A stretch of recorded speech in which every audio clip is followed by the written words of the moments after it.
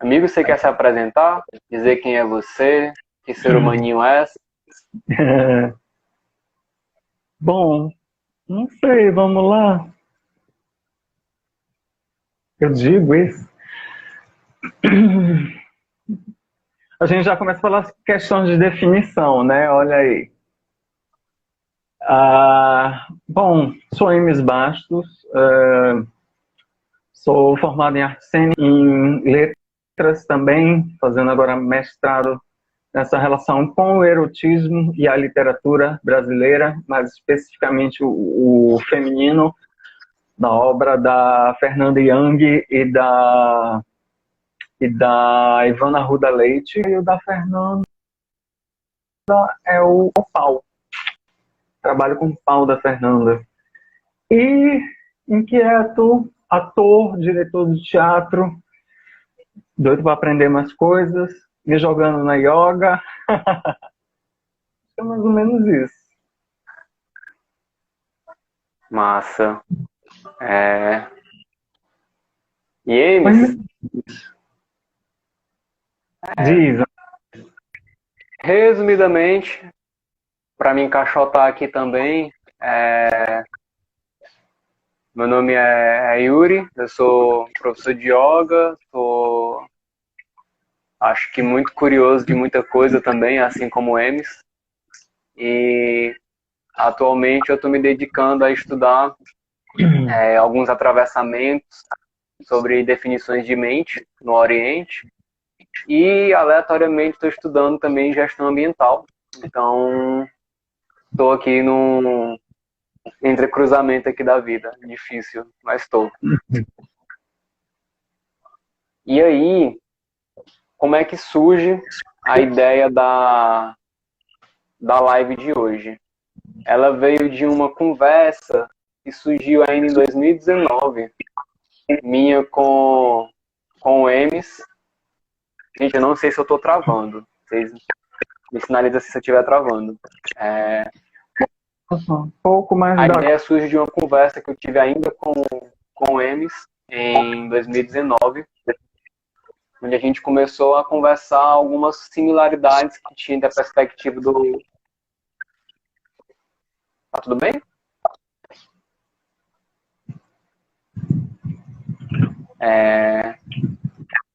Então, alguns cruzamentos que tinham entre a perspectiva do Hatha Yoga e o que o Emes trazia,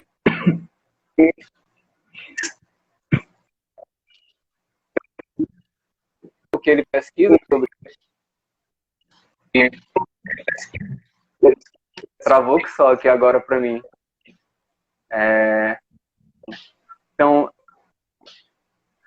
eu não conhecia o que o Emes pesquisa, o que o Emes traz, e nem ele talvez conhecia sobre o Hatha Yoga, né?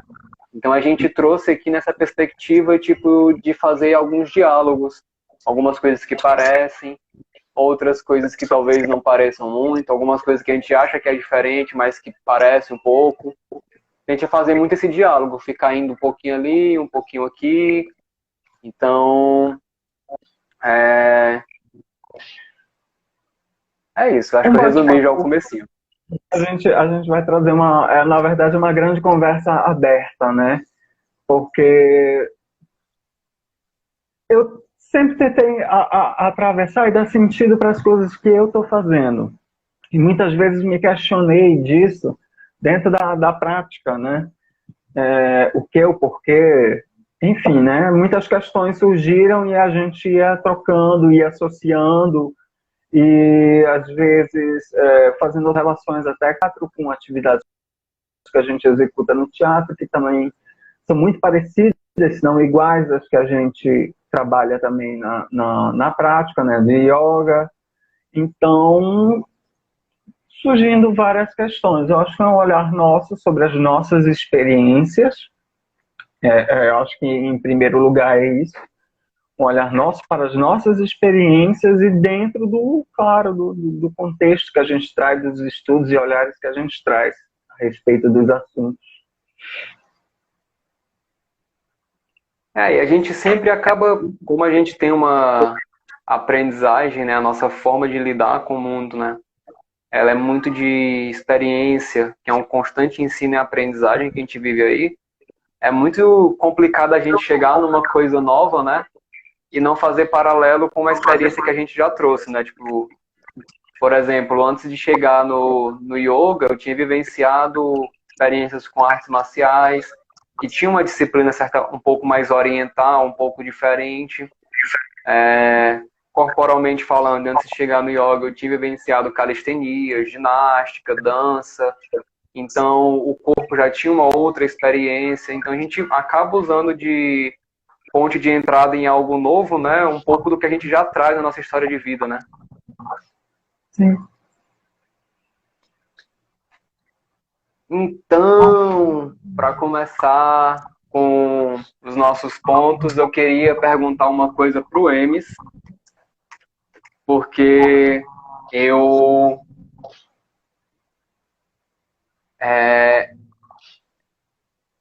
enfim, vou começar aqui puxando do jeito que eu posso puxar, tá certo? A gente eu não sei se vai chegar, eu não sei se vai chegar igual o comecinho que a gente fez, né? Porque a gente fez um esqueminha, né? E aí na minha cabeça o fluxo já tá meio diferente aqui. Gente, assim, para avisando vocês, a gente faz toda uma estrutura, um negócio, mas na hora a gente não tem como não cruzar outros assuntos. Então, a gente vai transitar. É uma conversa aberta. É uma conversa aberta. Bom, o primeiro ponto que eu queria trazer aqui, acho que vai um pouco de uma coisa que eu conversei com o Emes previamente, que eu acho que puxa ali da experiência dele, puxa daqui, puxa dali. Bom, primeiro eu queria apresentar um pouquinho para o pessoal que está assistindo que raios, né, é esse erotismo, né, porque a gente tem uma concepção de erotismo muito, quando alguém fala erótico, a gente já pensa, sei lá, talvez diretamente em pornografia ou algo do tipo. Mas o que é? O que é esse erotismo, né? Tipo, como é que ele entra aqui em paralelo com o yoga? O que seria uma definição, pelo menos, apresentável aqui para o pessoal? Eu tava fazendo a lição de casa, né? E eu vi um dos vídeos a respeito de yoga, e um professor diz assim que você quer matar um professor de yoga, você chega e pergunta para ele o que é. Peça uma definição de yoga. E eu chego a nossa conversa e o ponto de partida que a gente estava querendo ter, que é dessa relação de não definição, né? Então, o que é... Você está me ouvindo? Você travou. Oi. Eu estou ouvindo. Tá. Então, eu já entro nessa proximidade. Perguntar o que é pedir um conceito, uma definição de erotismo, é pedir para definir o que é yoga. É uma filosofia, é uma ciência, é uma crença, é uma prática de exercício, ela é política, ela é... Da mesma forma, as relações do erotismo, que, aliás, eu estava revisitando aqui, tem uma coleção que eu acho super interessante, para quem depois quiser dar uma olhada, buscar mais informações, que é a coleção Primeiros Passos. Tem uns livros quadradinhos, que é conhecida pelo aquele o que é isso, o que é aquilo, o que é...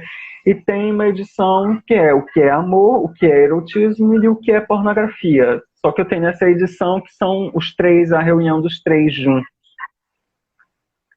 Então, aí eu estava dando uma olhada nisso e eu lembrei justamente de um trecho que é da Lúcia Castelo Branco, que ela diz: definir erotismo, traduzir e ordenar, de acordo com as leis da lógica e da razão, a linguagem cifrada de Eros, seria caminhar em direção oposta ao desejo, ao impulso erótico, que percorre a trajetória do silêncio, da fugacidade e do caos.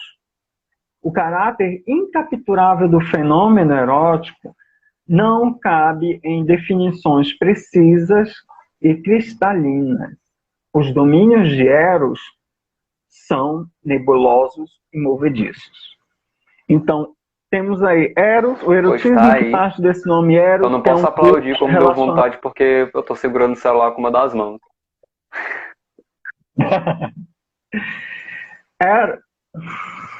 E alguém no coração. Primeiros passos, o que é... Deixa eu Tá botar logo respondendo aqui. já? Tô. Certo. Da Lúcia Branco. Eu achei Se tiver legal, alguma hein? coisa, você me dá um toque, porque eu ler e falar é o meu bugado. Beleza, não, tudo bem. Então, nós temos um Deus que é incapturável, um Deus que é indomável, um Deus que é do amor, e principalmente e também do ódio.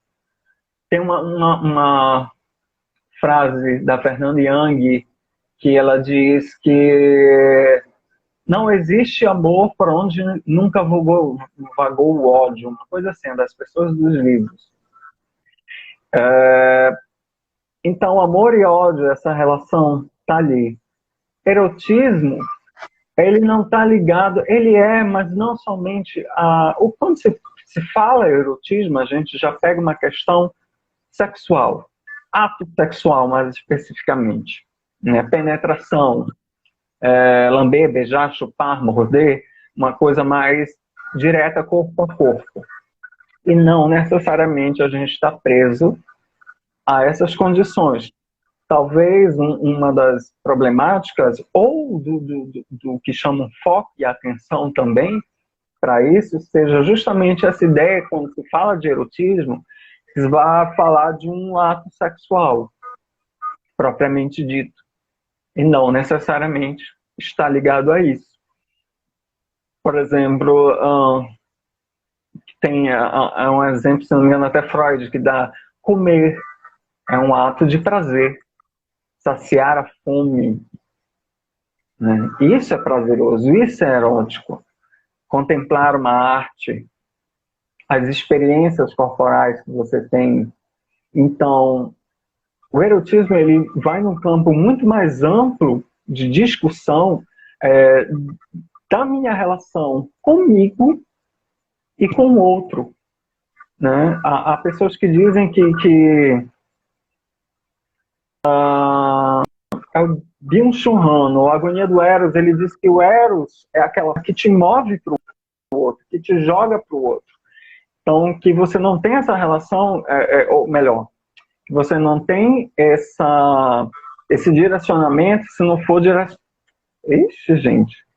Se você não tem essa percepção do seu eu, se não for direcionado ao outro, né? Que ao contrário disso, essa questão narcísica, ela estaria mais ligada à depressão, à erosão do Eros, né? E não numa relação direta com o seu outro, das experiências, das percepções, das atitudes, das sensações. Não sei se te respondi, mas não Nossa, tem você trouxe resposta. aí muita coisa.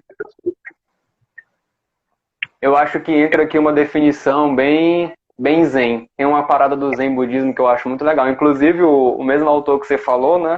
O Bihong, eu não sei pronunciar direito o nome dele não, então você me corrige qualquer coisa. É o Han. Ele tem um livro chamado... Hã? Han. Han? O Eu chamo Han. de Han. Han. Amigo É até íntimo. fofinho, Han. Tem uma coisa que eu acho muito legal no Han, na forma como que ele traz, ele tem um livro chamado Filosofia do Zen Budismo, onde ele trabalha autores do Ocidente que tentaram definir o Zen Budismo, e aí no livro ele explica por que esses autores falharam miseravelmente em explicar o Zen Budismo. No caso, eles tentam explicar o budismo, não especificamente o Zen, né? O Zen é outro tipo de budismo, mas também é um budismo, no caso. O ponto é que tem um negócio que ele fala no livro que eu acho muito legal, que é tipo, quando você tenta explicar o Zen, automaticamente não tem mais Zen ali. Então, é a principal definição que ele traz ali no livro, né? E aí me passou um pouco disso, né? Que é uma coisa assim tão tão experimental, tão amórfica, né? E fica difícil você dizer o que é. E é interessante, você falou que tem um professor de yoga, né? Que bem no começo, que falou que você quer matar o professor, você pergunta o que é yoga, né? Cara, isso é tão complicado porque a gente vive, inclusive, né, numa sociedade capitalista, influenciada pelo mercado. Então, quando a gente vai ofertar nossas aulas de yoga, né, a gente sempre coloca o nosso diferencial porque vai ser o nosso chama de mercado, né? Então, a gente tem definições de yoga que anulam completamente outras definições de yoga. É muito doido. Tipo, tem gente que vai dizer que yoga é simplesmente a tradição no Ctrl+C, Ctrl+V. Qualquer coisa que não for a tradição, copia e cola, não é yoga. Aí tem gente que já vai ter uma parada mais liberal, tipo, não, é yoga é isso, yoga é aquilo. Enfim, entra numa parada de definição que o mais perto que a gente chega de definir yoga é uma tradução do dicionário da palavra yoga, né? E aí não sei até onde isso é uma definição de alguma coisa. Você simplesmente pegar uma palavra e traduzir ela, né? E eu acho que são coisas que se casam. E aí já me puxa para outra coisa, quando você falou da forma que a gente traz essa experiência para o outro, né?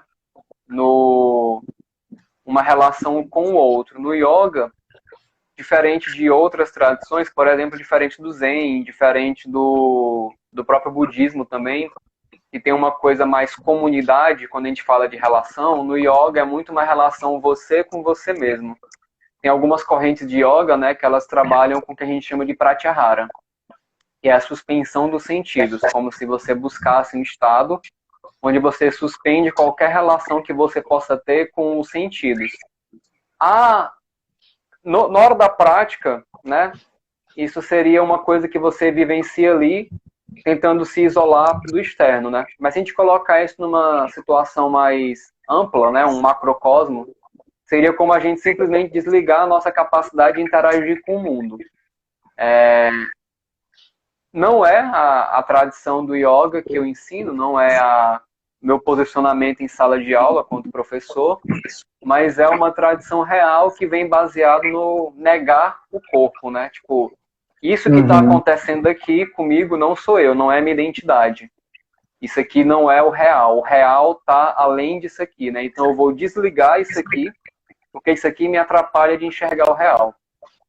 E quando tu traz uma perspectiva de uma coisa que se relaciona com o outro, nessa vertente do yoga, né, já é uma coisa que choca completamente. Tipo, ao lado de um lado, ao lado do outro. Coisas aí. Pois é, para a gente negar o corpo, a gente precisa passar pelo corpo. Para a gente não ter uma relação de sentir, a gente precisa passar pelo corpo. Não vai haver uma experiência sensorial que não passe pelo corpo. O não sentir, ele é um sentir. Ele vai passar por essa questão corporal. E tem as questões aí não só de jogar para o outro, mas também do seu eu, do seu erótico, do que você... eu acho que aí sim a gente entra numa questão da experiência da yoga no individual, que é experimentar o seu próprio corpo. Porque o corpo, ele está condicionado às sensações, né, aos sentidos, à elevação, qualquer coisa, as experiências que você vai trazer para o seu corpo, né? De prática, seja de crença, seja de o que você estiver direcionando para isso, vai ser essa percepção. E isso é uma relação erótica, porque você tem sensações, você trabalha com musculatura, você desperta áreas que você não são comuns de se perceber, de se sentir. Então, há uma relação muito grande de prazer dentro da atividade física mesmo da yoga. E não só física, mas quando você se permite mentalmente se lançar para uma outra experiência, que isso vai afetar no seu corpo.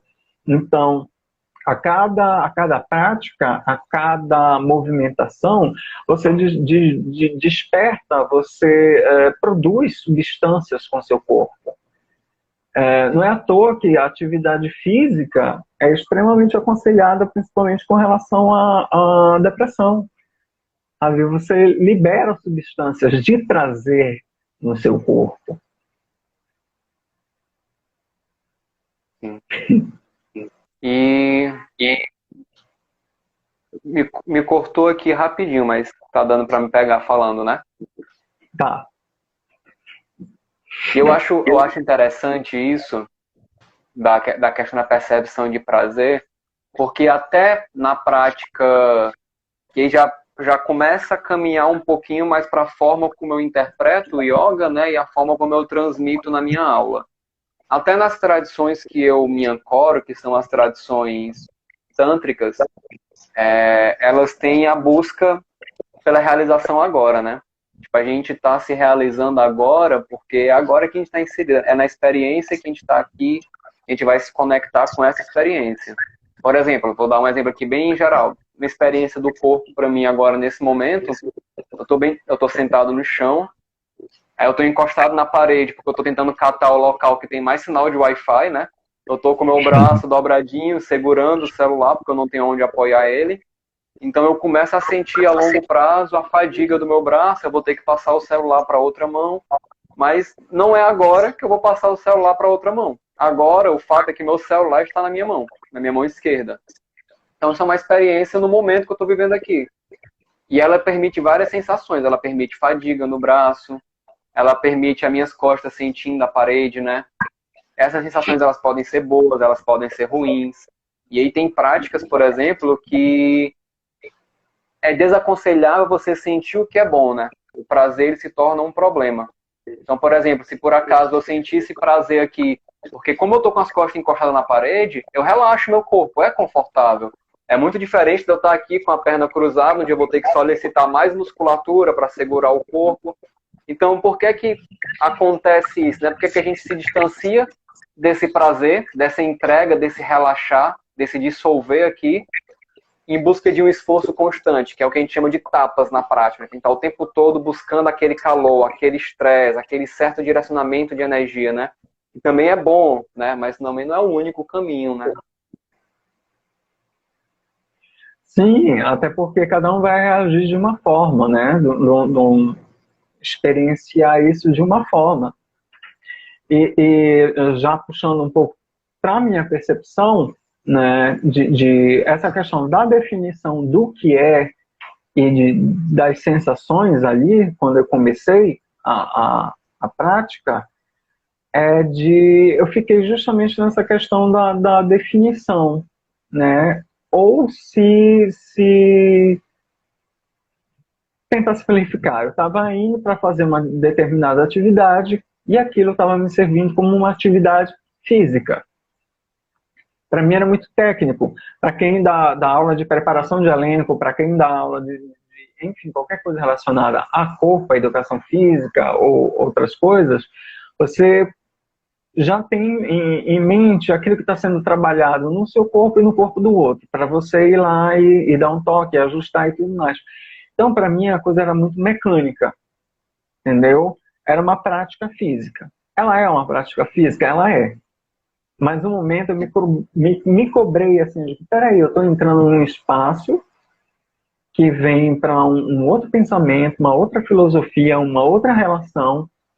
Será que eu estou desrespeitando isso? Qual é o meu limite? Qual é o meu espaço aqui dentro? Por que eu estou usando isso? Né? Para as relações de corpo só. Mas as minhas experiências sensoriais que foram mudando essa relação da prática, de compreender o próprio uso do meu corpo. E pelas zonas de prazer também. E zonas de prazer eu não falo só das regiões sexuais, mas deitar, esticar as pernas, outras sensações físicas que te dão muito prazer. Aí eu pensando, assim, como você está falando, em encostar, tá deitado, trocar o braço, alguma coisa, então isso desperta. Eu até sempre comentei contigo que eu adorava as aulas que eram pesadas, que só faltava torcer a gente de tudo quanto é jeito. Eu gosto porque eu sinto o meu corpo vivo, sabe? O erotismo, eu acho que também é esse impulso de vida, esse impulso de desejo pela vida, entendeu? O desejo do corpo vivo, quente, é a permissão do sensorial que você tem. Então, mas eu parava ali, eu digo, poxa, peraí, mas aí me cobrando uma filosofia, um pensamento, uma política, e foi quando a gente começou a conversar essas relações, tipo, o que é, que não é, porque não tem definição, mas trazendo já estudos e percepções, tanto físicas do teatro, quanto dos estudos com relação ao erotismo, e encontrando muita coincidência ali, percebo que é uma experiência interior que vem ligado a não só um sensorial físico, mas também esse sensorial, digamos, como é que diz, mental, o nome que chamam para yoga, sensitivo, como é? Não lembro. Religioso? Não tô achando. Mística. Pronto. Mística, sim. A coisa mística da coisa, eu não estava ali. Então, tinha uma culpa aí na coisa. Ô, amigo. Tô pegando a ideia. Assim, poxa, você se diz católico, não vai na missa, não vai, sabe, não comunga dessa coisa.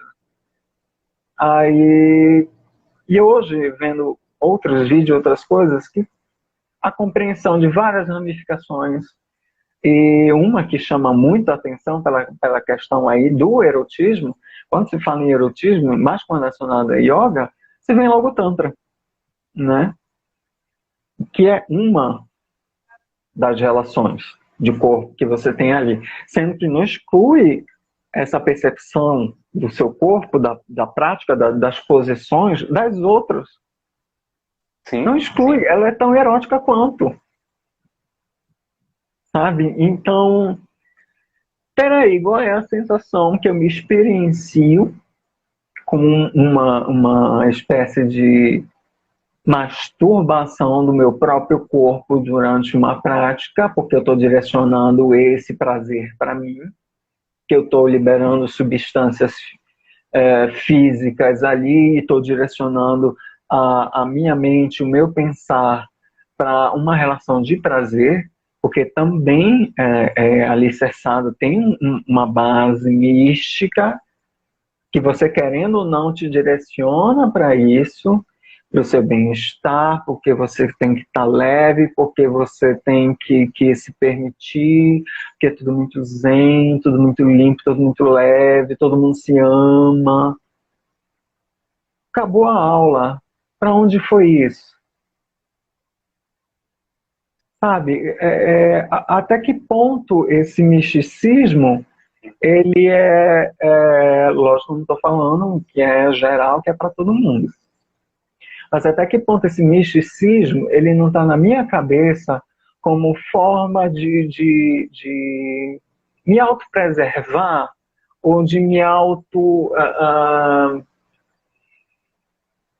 de alimentar também. De alimentar ou de fazer falsear a coisa, sabe? Estou bem ou porque a prática diz que você vai estar bem, eu estou bem porque foi dito isso e eu tenho que ser essa pessoa good vibes. Então, peraí, se eu trato isso como um exercício de academia e venho com uma relação que só me serve para aquele momento, o que eu estou fazendo aqui?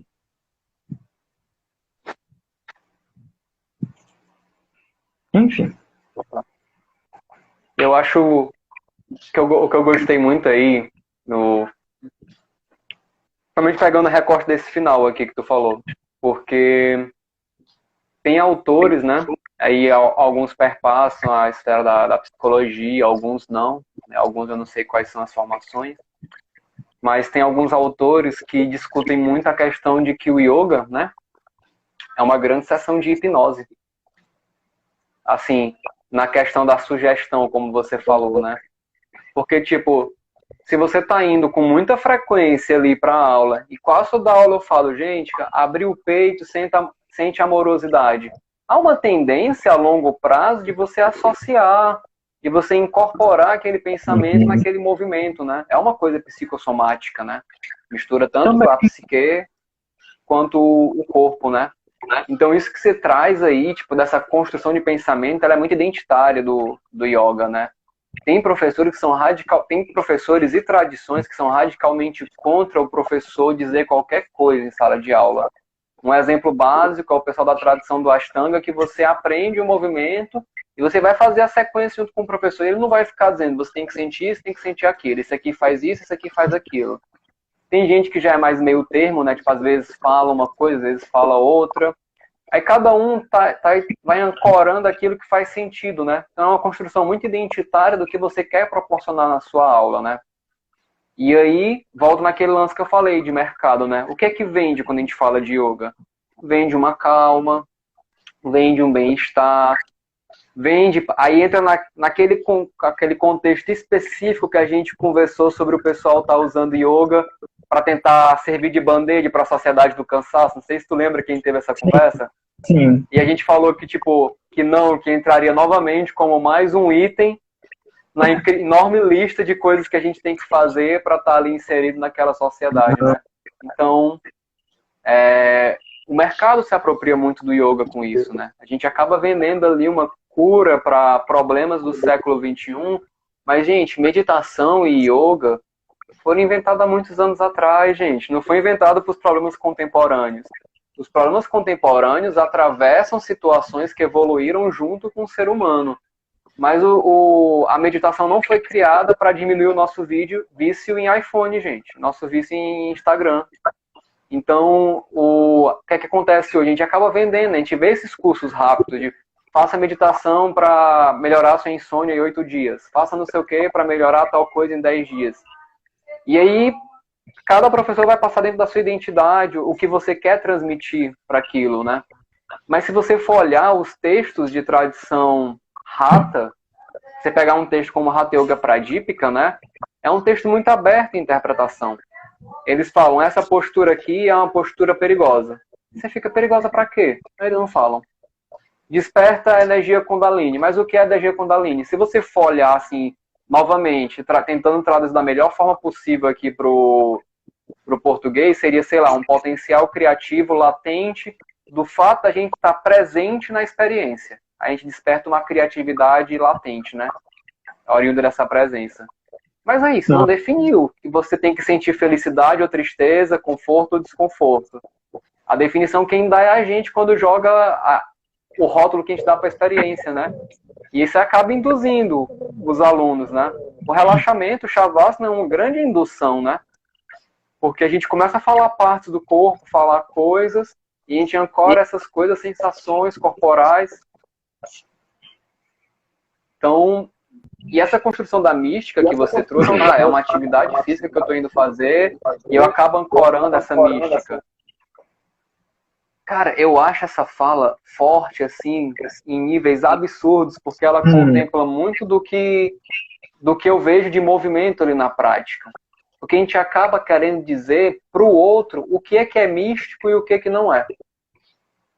Mas se você for olhar, cada cultura, cada tradição, cada povo, cada sociedade tem uma definição diferente para mística. Mano, a mística Zen, ela é completamente oposta à mística da Índia. E o Zen veio, de certa forma, da Índia. Passou pela China e virou Zen.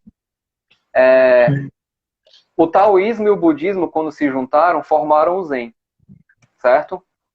E nem por isso você consegue comparar a mística do Zen, a mística do budismo indiano, por exemplo, ou a mística do taoísmo.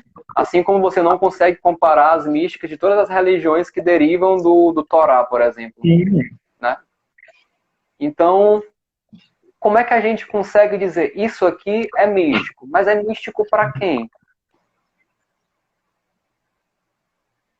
É muito complicado isso, porque a gente acaba, eu pelo menos vejo isso muito forte no meio do yoga, né? A gente acaba induzindo o que a gente entende por mística e construindo, às vezes, isso num aluno que, às vezes, procurou a sala de aula só porque estava querendo fazer uma atividade física, só porque queria suar uma vez na semana. E aí rola essa construção de uma identidade mística que, às vezes, pode nem casar com a identidade do aluno, sabe? Com a forma que o aluno chega ali. Muito. E o que você estava falando, e o que acontece muito, por exemplo, a minha mística, a minha relação, ela começou a se desenrolar com a questão, lógico, entre muitas coisas que se trabalham, entre as várias definições mais relacionadas mesmo ao corpo, às sensações do corpo. Então, talvez até agora essa seja a minha mística, de uma concentração, ou melhor, de tentar buscar uma concentração, e um foco, e um posicionamento, enfim, essas experiências sensoriais, pelo menos até o momento, para mim, elas são mais importantes, né? Que isso não deixa de ser místico, digamos assim, sensorial, leve, enfim, mas das percepções de musculatura, de movimentação, de quando você fala a gente está numa postura, estou preocupado ali com o meu pé, porque eu tenho que manter a sustentação no pé, aí você fala, contrai o abdômen. Aí eu digo, opa, peraí, o abdômen está aqui e tal, não sei o que, as escápulas, epa, peraí. Então, é um excesso de informação que você vai tendo, com o tempo, lógico que isso vai se diluindo mais, porque você vai criando uma relação de percepção corporal, mas isso está atento de trabalhar com atenção o tempo todo, me remete muito pronto, o jogo do ator em cena, como a gente faz, tem que estar o tempo todo atento, sabe? O coleguinha pode perder a fala, o cenário pode cair, sabe? Pode acontecer qualquer coisa, você tem que estar ali, percepção, só que essa percepção toda é voltada para si. Então, você tem essa questão de voltar para si, mas não nessa perspectiva narcísica que a gente estava falando outro dia. Não é exatamente isso, mas uma relação de cuidado mesmo, de percepção e de prazer. E de prazer, porque não precisa ser negado, né, o prazer, muito pelo contrário.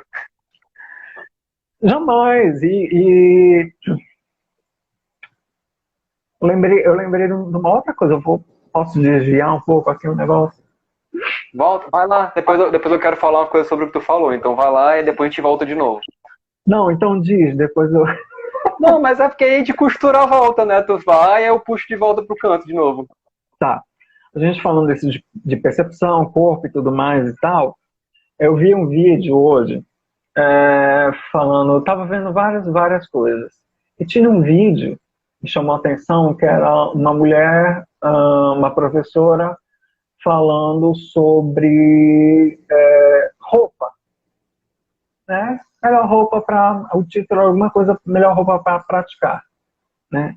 Só que me chamou a atenção, minha cabeça, roupa leve, ponto. Eu olhei o vídeo, ele tinha quase 10 minutos.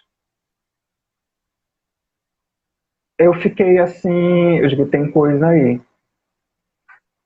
E eu fui lá. Entramos nas questões de corpo, limitação do corpo, limitação do prazer, que também interfere dentro das relações de práticas de yoga, tanto quanto homens e mulheres, principalmente mulheres dentro da prática. Porque aí ela fala sobre a relação, ela divide em dois tipos. Primeiro, o estilo academia e o estilo alternativo. Ela fala do estilo alternativo, que geralmente é a pessoa que se identifica mais com uma filosofia, com toda uma característica de roupas, de cabelo, de, às vezes, calças mais largas, roupas mais largas, que às vezes caem, você tem que fazer uma posição que ele acaba atrapalhando, ou então uma calça muito larga, o professor não consegue ter a percepção da sua musculatura, aí, opa, não vou mais de calça larga. Aí, outras coisas assim, né? Aí ela entrou nas roupas de academia, que é uma coisa que já me incomodava de antes, porque eu já trabalhei em academias também. E ela não falou diretamente, mas ela foi caminhando para uma questão que está muito relacionada ao assédio, por exemplo. De ter roupa de malha, aquela roupa, ela começou falando não só das relações que é apertada demais, para fazer uma movimentação, às vezes vai atrapalhar e tudo mais, mas pelo fato delas serem coladas, né? E que isso define muito o corpo, que isso marca muito o corpo, e ela se alonga um pouco falando nisso. E é uma coisa desconfortável numa relação de olhares, de percepção, de prática. Até quanto eu estou envolvido com a minha... Peraí, eu estou perdendo a voz. Meio rouco hoje. Quanto eu estou envolvido na relação de prática e quanto eu estou ali para julgar o colega ou a colega, digo os homens, mas é mais direcionado às mulheres, que passam muito por isso dentro de uma prática de ser observadas, porque a gente tem posições aí, voltando também na questão erótica, a questão de posições e que você se coloca, que traz um olhar não tão agradável para dentro da prática. Mas aí eu me pergunto não, eu me respondo. Isso não está atrelado com a relação da prática exatamente, mas sim com a mentalidade que a gente tem, ocidental, principalmente, de sexualizar o outro o tempo todo. Então, o problema não como a gente estava conversando outro dia, até, enfim, falando numa outra relação, de práticas, pessoas que praticam yoga nus, né? Tem vários grupos e tudo mais e tal, e isso é um grande tabu, é um absurdo, às vezes, falar nisso. Mas quanto esse corpo despido, ele consegue se desvencilhar mais disso, desse velado da roupa, da erotização da roupa, do que um corpo que está ali sob um olhar completamente intimidador, sabe? É desconfortável, muito desconfortável. Eu vi ela falando isso e eu já tive essa sensação horrível, principalmente quando a gente está perto ou determinadas posições, você tem que ficar em 90 graus, olhar às vezes para frente. Ou eu fecho os olhos, ou abaixo a cabeça, ou eu porque tem um desconforto muito grande aí, principalmente com a coleguinha, sabe, com o coleguinha e tudo mais. Mas até onde eu consigo ter essa relação de respeito mesmo com o outro, e o outro não, sabe? Então, acho que não é a questão da posição, da prática do corpo e sim de uma outra estrutura que alicerçada, que patriarcal, masculina, que se infiltra também ali, sabe? Eu acho isso extremamente complicado quando a gente trabalha corpo, a prática como só exaltação ao corpo. Conheço pessoas, assim, horrores que praticam yoga, mas assim, só para mostrar tanquinho, músculosão e tal. Ok, sem problema nenhum. É a utilidade que você dá. Mas a relação erótica, ela está mais no outro, no olhar que eu dou para o outro, do que na prática em si. É isso. Cara,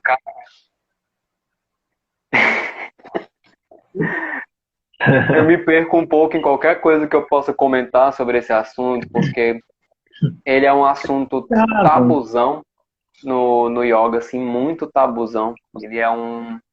Porque, tipo, vou só comentar um exemplo. Eu literalmente já ouvi é, em espaços de yoga, em locais que tinham pessoas do yoga, que a pessoa tem que tomar muito cuidado com a roupa que vai, porque senão vai despertar coisas no seu guru. Tipo, meu amigo, O e aí, o problema que você está tá querendo dizer com isso? Pois é, pois é. sabe que E eu digo, licença, mas que porra de good vibes, de zen, de evoluída é essa? é o que eu falo, amigo. É exatamente a minha sensação. Eu olho pra esse bagulho e eu fico, mano, vocês têm noção do que vocês acabaram de falar? Repete uma vez em voz alta e escuta você falando de novo pra ver se você compreende o que você tá falando. Então, tipo, já ouvi absurdo desse, a gente já sabe meio mundo de guru abusador. Tem um filme que eu deixo de indicação aqui, ele tá no YouTube, gratuito, se você procurar você encontra Kumare, e é sobre um indiano ateu, é importante começar por aqui a história.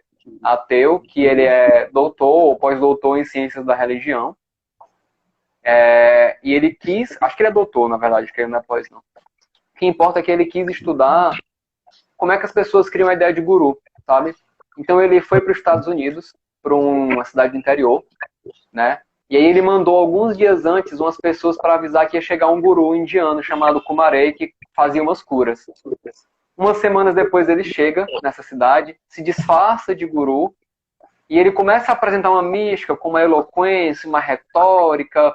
Ele é indiano, então ele deixou a barba crescer, fez yoga por mais de um ano para ficar com o corpo bem flexível e forte. Chegou lá fazendo yoga, com aquelas roupas semi-nu, com a barba grande, tonalidade, pele, tipo de olho, cabelo, tudo que você olha e você vê aqueles gurus de Instagram, guru de foto, né? E começou a falar qualquer coisa neles. Qualquer coisa. Ele, literalmente, o altar dele tinha uma foto do Osama Bin Laden e do Barack Obama. E ele pedia para as pessoas rezarem para esse altar. E as pessoas rezavam eles. Ele começou a falar coisas absurdas sobre rotinas, as pessoas acreditavam. No final é incrível, porque no final ele chega e fala, vou dar o final porque o final é a melhor parte pra mim, desculpa. É um documentário, então não é spoiler. No final ele chega e fala, na frente de todo mundo, gente, isso aqui é uma mentira. Eu não sou isso aqui. Essa roupa não é minha, isso que eu falo não é meu. Se vocês olharem, eu não tô falando nada com nada. E quando ele termina de falar, as pessoas ficam, ele está falando que isso aqui é uma ilusão, o ego é uma mentira, a forma como nos representamos é uma mentira. Quer dizer, eles tentaram tirar um ensinamento de cima do cara falando que ele estava ensinando mentira. Sim. Sabe? Então, tem uma coisa muito que cega aí, nessa mística que a gente tem do guru, nessa mística de que vai ter alguém para curar todos os nossos problemas. Essa mística que vai chegar alguém e revelar o mundo pra gente, né? E esse discurso da roupa, ele é um discurso que ele é muito tabu. Porque os professores falam no passado, os professores do passado falam essas coisas e simplesmente não se encaixa. Eu digo isso porque eu já fui reprimido em espaço de yoga, porque eu estava com uma camisa que tinha um ar de anarquia. E o ar de anarquia está errado, porque anarquia é caos, é violência, é depravação, é totalmente contra o yoga good vibes, né? E então reclamaram porque eu tava com a camisa, sabe? Não é pra mim usar uma camisa que exalta a violência, segundo eles, né? Então tem esse tabu forte com a roupa, né, do outro. Tem essa questão. Tem práticas que você só pratica de branco, né? Tem práticas que você só vai de calça. Tem práticas que você usa turbante. Tem práticas que você não pode chegar de camiseta. Então tem muitas coisas complicadas na questão da roupa. E ela sempre é como você falou, ela parte num olhar do outro. Ela parte de um olhar do professor, da tradição que disse uma coisa, definiu uma coisa, fundamentalizou uma coisa ali, e a galera tá passando para frente. E poxa, Uhum. isso que tu falou do corpo, nessa questão tipo da gente travar o corpo do outro, né?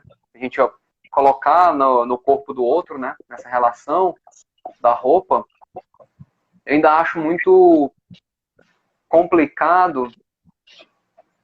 E eu, particularmente, não falo disso, tenho muita dificuldade de falar disso com meus alunos, porque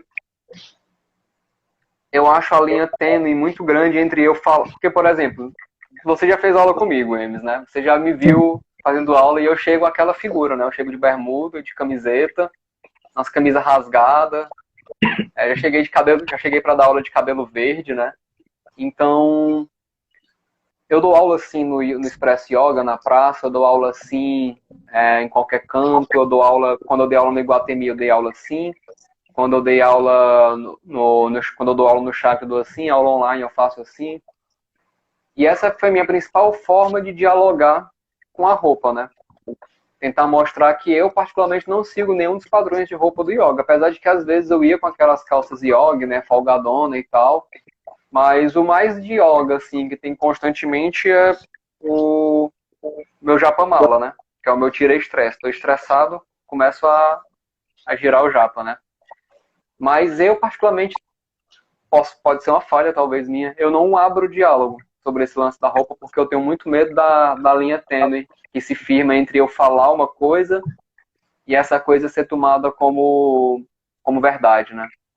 E justamente pelo esse mito do guru, porque é um mito que eu trabalho muito em desmanchar na minha prática. Tipo, eu tento ao máximo tirar essa imagem de que eu tenho soluções para a vida do outro, né? Que coisas que eu falo são muito bem estudadas numa tradição milenar. E aí eu tento trabalhar para desmanchar isso, mas não é uma coisa que eu consegui ainda. É muito comum chegar gente para mim para pedir conselho sobre coisas que eu e Yuri não sei resolver na minha vida. Então, Sim. são coisas que eu particularmente não sei falar ainda, né? Então, tu foi falando do assunto roupa e foi dando aquele gatilho aqui, tipo, meu Deus, o que é que eu falo, o que é que eu não falo? Porque tem muito uma questão de, acho que para tudo, para várias situações, de performatividade, que é um conceito Sim, que vem sido muito batido nessa tecla. Você performa a yoga, a barba, tem que ter a barba, tem que ter a roupa, tem que ter o cordãozinho, tem que ter... Ok, para seguir o dentro cabelo, de esqueceu do cabelo. filosofia, de uma crença e tudo mais e tal, é importante estar inserido nisso e tal para você, ok. Mas agora, quando eu me uso de toda essa parafernália e eu não tenho atitude na vida, meu caro, de nada vale a sua teoria, de nada vale a sua atividade física. É uma atividade física, sabe? Eu me exercito em casa e pronto, e aí, ó, sabe? Acaba também, às vezes, banalizando a coisa. Então, não só essa questão da roupa, mas de olhar o outro, tocar o outro, a gente tem uma trava muito grande com isso. Assim, para todos os sentidos, e pegando também da aula, agora tem coisas que pronto, fluíram. Eu não sei, estou numa posição ali para me ajudar e tal, tocar, pedir licença. Eu sei que você tem todo esse cuidado de chegar nisso. Foi até que eu, né, já cheguei assim, falei com você, digo, não, pode ajeitar, você pode tocar, ver tá errado, me fale e tal. Tive essa permissão para isso, porque eu tenho uma relação de confiança, sabe? Mas todo mundo consegue estabelecer isso também, né? Acho que travou, voltou. Então, Esse, o toque, ele é delicado, mas não é por conta da prática, é por conta uma visão completamente escrota, tóxica, que a gente vem vivendo com um lado de uma masculinidade filha da puta, que sacaneia sim, tudo, digo mais. todos os lugares, sabe? De não poder tocar, de não poder olhar, quer dizer, de não poder não, mas de poder, mas sem essa malícia, sem essa escrotice. É o tempo todo você sexualizando o outro. E a questão da não roupa, aí eu fico me perguntando muitas coisas também. Eu digo, pô, primeiro eu me pergunto assim, eu digo, será porque eu tenho um outro tipo de experiência também, mas eu escuto outras pessoas, sabe? Será que pela minha masculinidade, que não é essa heterocentrada, Uhum. será que é isso que essas relações que para mim parecem mais acessíveis, mais simples de lidar, mas enfim, é um problema que a gente tenta. É um grande tabu, né? Tem Mas eu acho que o. tem que meter assim. Não, tem uma coisa que só para comentar sobre isso, você falou do. Voltando um pouquinho no toque, eu ia te cortando sem querer, porque deu uma travada aqui, eu achei que tu tinha parado de falar. E quando eu comecei a falar, tu voltou a falar, eita, não era a minha vez. Que tem toques e toques dentro do mundo do yoga, né? Assim como tem toques e toques na vida, né? Sim. Enfim, eu estou tentando pôr em prática, às vezes eu falho, às vezes eu consigo, principalmente com alunos novos, sempre que eu vou fazer algum toque de correção, pedir com licença. Com Uhum. licença, eu vou pegar aqui. Eu tento, às vezes eu erro, às vezes eu chego de uma vez já pegando. Às vezes é porque eu tô olhando pra pessoa e fico, caralho, essa pessoa vai se machucar, socorro, tenho que ir lá de uma Uhum. vez. Então eu chego às vezes no tranco, né? Mas eu tento sinalizar que eu vou tocar na pessoa quando eu posso. Mas por quê? Por que que eu faço isso? Porque eu, Yuri, não gosto de todos os toques no yoga em mim. Por quê? Porque tem toque que vem para me exigir uma coisa que eu não posso fazer, ou tem toque que vem para me exigir uma coisa que eu ainda não dou conta de fazer, tem toque que vem para me exigir uma coisa que eu não quero fazer. E esse é o toque que mais me incomoda, porque o toque do machucar, ou o toque do não dar conta, eu entendo que ele vem de uma pressa que às vezes o professor tem de querer que o aluno pegue logo no pé, por exemplo, certo? Sendo que às vezes isso ajuda, porque ele auxilia o aluno a pegar no pé. O aluno descobre, poxa, eu pego no pé. Mas tem prática que eu não tô afim de pegar no meu pé não, velho. Eu não tô afim de sentir o incômodo atrás da coxa que eu tenho que sentir para pegar no meu pé. E aí o professor vem lá e me força a botar a mão no pé, eu fico, meu amigo, eu não tô lhe pagando para me forçar nada não, amigo. E aí acontece, às vezes, já aconteceu, de, por exemplo, o professor vir me corrigir, me colocar assim no extremo de uma postura, que o meu corpo possui uma certa facilidade para alguns movimentos, pelo menos possuía, pós-lockdown já não sei mais. Então, me colocar no extremo e assim que ele me soltar, eu voltar para onde eu estava. Enfim, às vezes chega assim, o professor me torce todinho numa torção, passa meu braço lá na puta que pariu da minha perna. O professor deu as costas, eu libero o braço de volta, boto meu joelhinho no chão, volto para a coisa mais dengosa do mundo. Porque naquele dia não era o meu querer na prática. E força diretamente, porque, por exemplo, me tira de uma vontade de estar naquele momento, porque começa a me dar uma agonia de querer sair rápido da postura. E eu já não estou mais no presente quando essa agonia surge.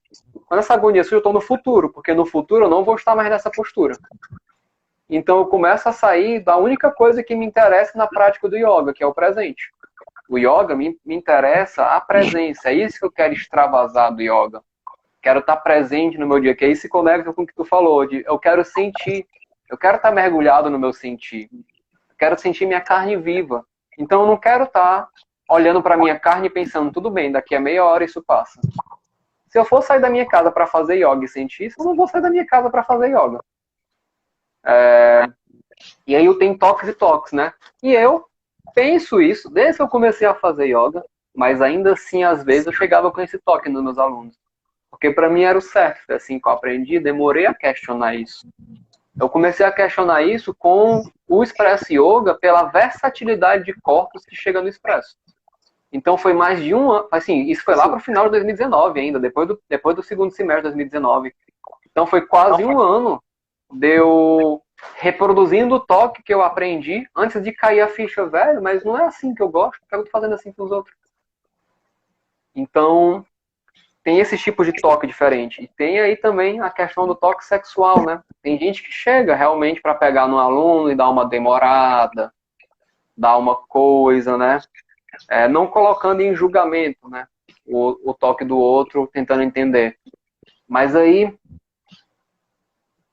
entra numa tensão também. Eu super entendo a galera que não gosta de toque demorado. Não gosta que a mão permaneça. Isso geralmente vem muito de mulheres, né? As mulheres geralmente não gostam muito desse toque mais demorado, mais deslizado.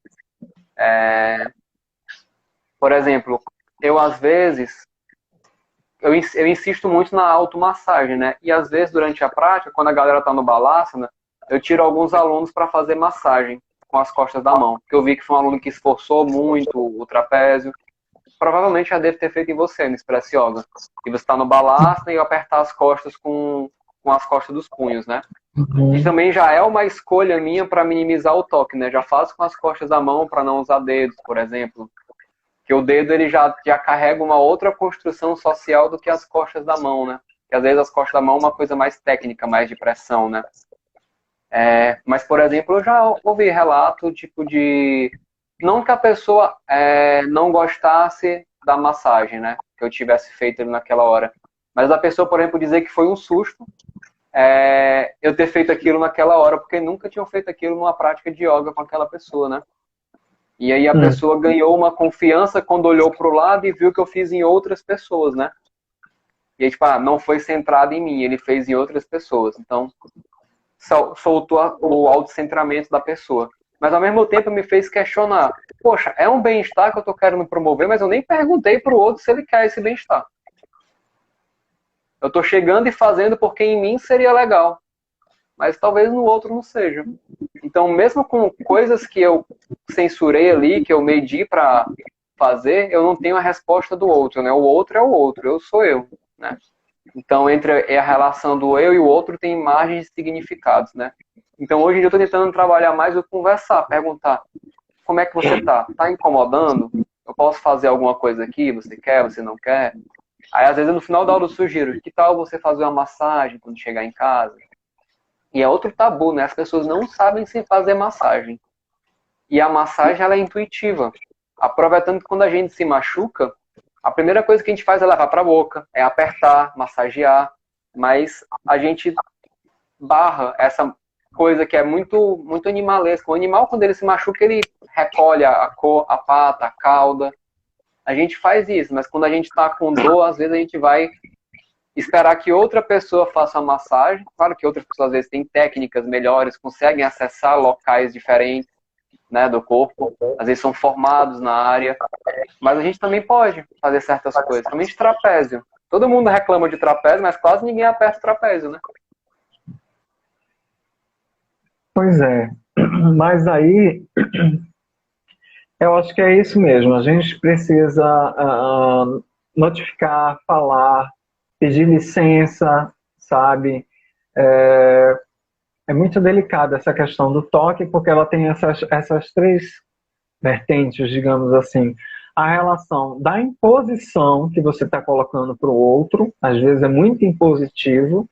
A relação que você tem puxada para uma questão de assédio e o próprio toque de correção, porque realmente dentro de uma prática, dependendo do que você esteja fazendo, ela pode sim lesionar você, né? Eu estava vendo uns outros vídeos sobre da Índia e tudo mais, e você estava falando no início, tem práticas que são aquelas rígidas, que tem que ser é aquele desenho corporal e acabou, sabe?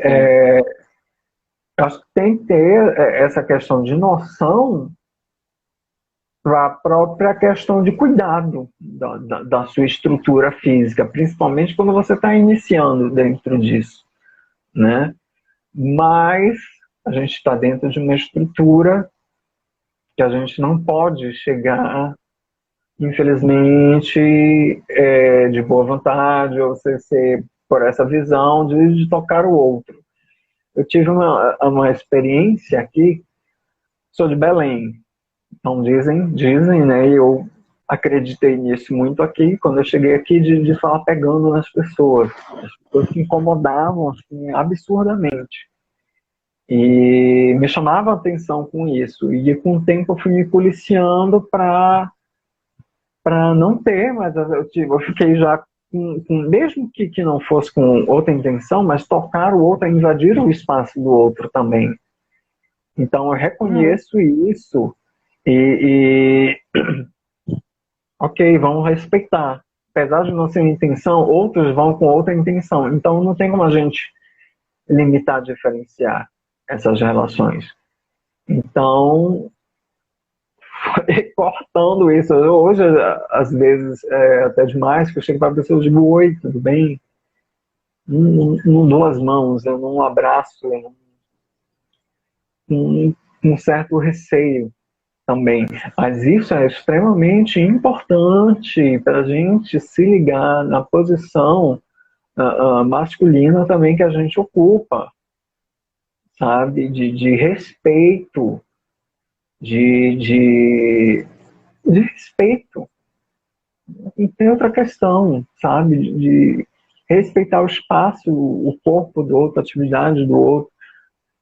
Enfim, acho que as questões se estruturam na base do respeito, da confiança. Cara, muito bom. Esse tripézinho que tu trouxe aí da relação do toque. Eu já consegui, inclusive, ver de inserir isso num projeto que eu tenho no futuro aí que eu tô preparando. Então, esse tripézinho que tu apontou com os 3 dedos, né, eu tô muito feliz que o vídeo vai ficar salvo, porque eu quero anotar isso depois. Tem um lance também, que aí eu acho que é uma das máximas experimentações que eu atualmente trabalho no reconhecimento do outro, né? E aí, voltando para esse corpo diferente do nosso. Porque começa que o corpo do asana, do yoga, ele é um corpo diferente do nosso, né? Ele é um corpo idealizado. Ele não é o nosso corpo, né?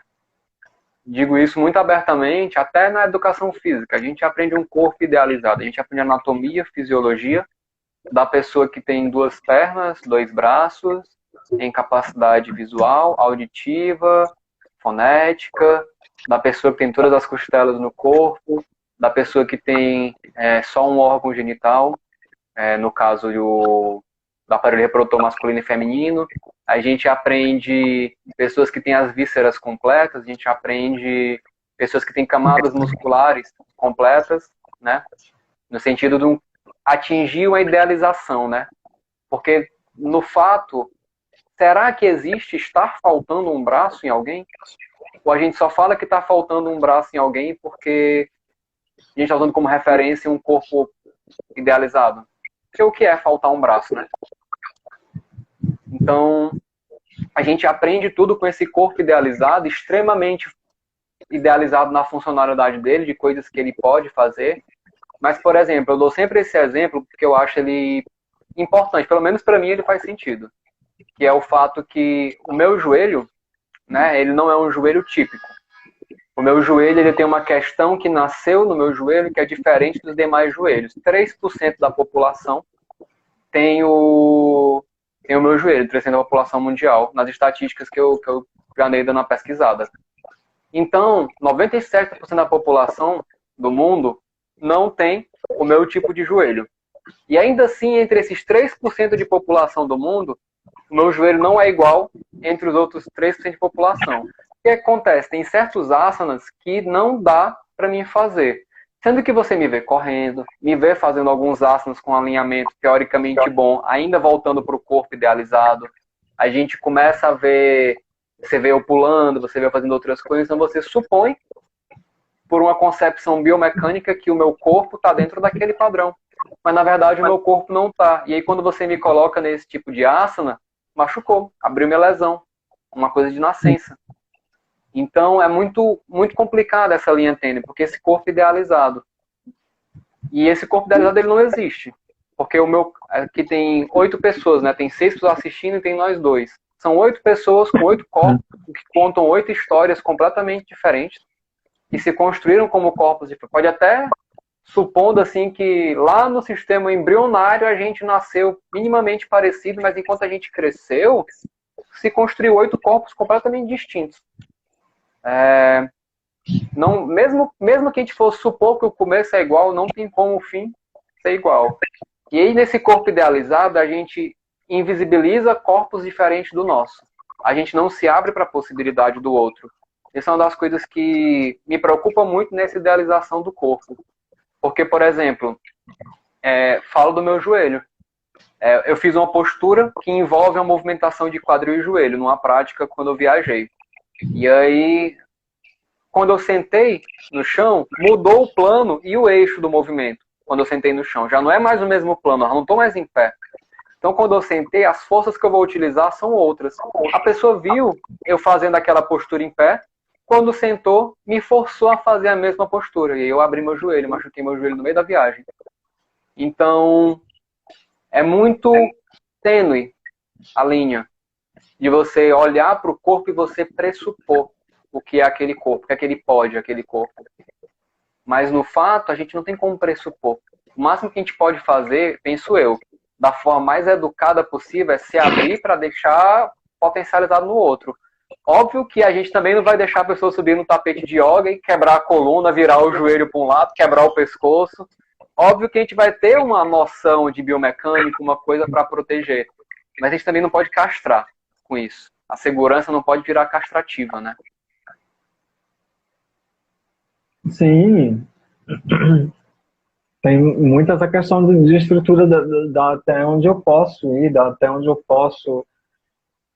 Enfim, não só com estrutura corporal também, né? Emocional, outras coisas, né? E... Enfim, eu adoro esse assunto, na verdade. Eu estou preparando um conteúdo sobre yoga, sobre isso. Quem lembra quando eu falei que eu ia voltar num assunto lá no meio, né? Faz meia hora já que a gente falou isso. Era isso. Você começou a falar de coisas ali que, tipo, que intercruzavam com yoga, né? Quando você estava falando, eu falei, tipo, cara, eu estou produzindo um conteúdo agora, porque eu não sei se eu vou lançar no formato de apostila, de curso, se eu vou abrir uma turma disso, mas eu apelidei de forma muito educada para mim, que seria o yoga sem muita yoguice. De forma bem apelidativa, assim, para mim. É assim que eu escrevo quando eu estou escrevendo o projeto, né? E são discussões, coisas e práticas que perpassam o que a gente entende por yoga, mas no yoga a gente trata como se não fosse yoga, né? E... Será que essas relações que a gente discute, elas não fazem parte justamente da prática? E o que se diz prática hoje, ela não é justamente uma distorção do que é a coisa? Porque a gente trabalha yoga para corpos perfeitos, para lugares caros. Yoga é para gente rica. Você já deve ter ouvido isso milhares de vezes. Sabe? E yoga tá bem, não, filho. Se você não estivesse fazendo aquele negócio no meio da praça, eu nunca ia ter contato com isso. Eu tinha contato de ver na academia que eu trabalhava. Eu olhava ali e tal, achava lindo. É chique. Chique. Mas que porra de filosofia, de pensamento é esse do outro tão elitista? Tão centralizado na valorização estética corporal apenas, que virou uma estética corporal. Você vai para a academia, assim como vai fazer uma musculação para ganhar, tonificar o seu corpo, você vai praticar yoga para tonificar o seu corpo. Beleza? Você quer fazer isso? Problema seu. Só que se estruturou numa plataforma, pelo menos de tudo que eu vi e estudei até agora a respeito do assunto, se diferencia, se distancia muito a essência do que seria a própria propaganda filosófica, a própria propaganda mística, do que seria a coisa política. Para mim, a yoga é mais uma questão política do que uma questão mística. Sabe? Dizem que é uma filosofia. Então, que filosofia é essa se ela não pode ser questionada? Filosofia é dúvida. Filosofia é questionamento. Então, se eu não posso questionar, se eu não posso olhar para esses valores de uma relação do que era, que passa por toda uma historicização patriarcal, sabe? Qual é o sentido disso? Você me disse há um tempo atrás, a gente conversando na relação do feminino, que teria uma origem com as questões femininas. E hoje o que você mais vê são homens dominando a coisa, os mestres, os senhores. Ok, mérito deles, beleza. Mas, pô, como assim? Cadê o lugar das mulheres nisso? Por que você não vê? Tem, muitas tem. Mas você conta, perto da quantidade de homens que você abaixa a cabeça e venera, absurda. Então, como é que uma coisa que era voltada a se nasce ou não nasce, mas que era para uma classe popular e feminina, se torna uma coisa completamente machista e elitista? Emes, olha, duas coisas para comentar bem rápido. Uma é que eu acabei de olhar o horário, eu não sabia que já era 8h26. Então a gente vai já dar uma... Vamos já dar uma pausa aqui. Qualquer coisa depois a gente marca uma outra conversa sobre isso. Mas eu só queria pontuar... Vai para outra agora? Vou, 8h30. Eita, não, vamos encerrar então. Dá pra gente falar. Só para concluir, isso que você falou é muito legal, porque, tipo, realmente, mestre de destaque, tanto que a gente escuta mestre, né? A gente tem referência de mestre, a gente tem mestra, né? Como a gente está falando de yoga, a gente encontra muitas professoras, mas quando a gente está querendo falar de livro de referência, é sempre tradução, falas, posicionamentos e leituras de homens sobre aquilo. Sendo que o que eu acho mais louco é que esse yoga estético que a gente tem hoje em dia, ele é uma certa forma uma evolução, barra anomalia, barra não sei, do Tantra Yoga, do yoga lá antigão, da Revolução Tântrica. E a Revolução Tântrica, ela veio para combater essa casta Brahman, que era uma casta masculina, uma casta seletiva, uma casta que tinha poder, esse conhecimento védico. O Tantra veio ali, o Tantra era, tipo, era as minas anarquista, comunista ali da Índia, tacando o foda-se, tipo, vai ser só no templo, é pra você, vai ser o caralho no templo, vai ser agora aqui no meu quintal, porque meu corpo é sagrado e vão se fuder, vocês acham que não. Então, tipo, tinha uma coisa muito diferente ali eles não estavam nem aí, se liga, pro que a casta levada ia achar. A gente vai acessar essa magia aqui e agora.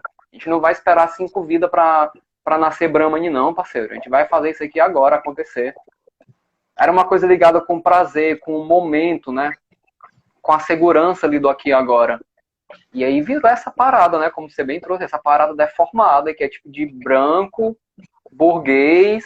É uma parada assim que, tipo, a gente só vê homens se posicionando, se tornou uma cultura masculinizada, tipo, dos caras dizendo como é que as minas vão se vestir. Não são questionados, tem uma autoridade cega ali. O próprio documentário do Kumare vai abordar isso também. O cara desenvolveu uma autoridade cega, velho. E essa autoridade cega, ela se instaura fácil pelo próprio panorama patriarcal que a gente está inserido. A gente acaba tendendo a ouvir esses homens, né? Mas aí, não era para questionar que surgiu essa parada? Né? Como você falou, não era para questionar? Por que a gente está só seguindo, reproduzindo? Só se reproduz. Cadê as bichas da yoga? As travestis da yoga também, mas não podem? Tem. Só dá uma pesquisa. Quais são as relações lésbicas dentro da yoga? as relações de corpos que não são corpos aceitos, que não são corpos, são corpos dissidentes dentro dessa exaltação masculina e feminina do corpo, padrão. Então, Enfim, eu acho que é uma questão que, se pensar, tem muita coisa aí dentro com relação à prática e principalmente à sua filosofia. amigo, eu tô muito grato por essa live. Você não tem noção de como eu tô grato por ela. E olha, já ficou gancho aí para pelo menos mais uma. Você que lute, que eu vou te chamar para falar aqui de novo depois. E é isso, eu queria agradecer quem participou, quem interagiu, eu queria agradecer você, Emes. E é isso. Vai ficar salvo aqui para quem quiser ver de novo depois. E gratidão, galera, por ter feito acontecer esse movimento aqui. Massa, gente. Muito obrigado. Obrigado pelo convite, pela fala. Eu espero que eu tenha trazido mais problema do que resposta. E bora para a próxima. Totalmente, eu espero também. Obrigado. Espero que essa live incomode as pessoas do yoga. É o meu desejo. E é isso. Tchau, tchau, pessoal. Vou fechar aqui. Vou salvar ela para upar no YouTube também. Beijos.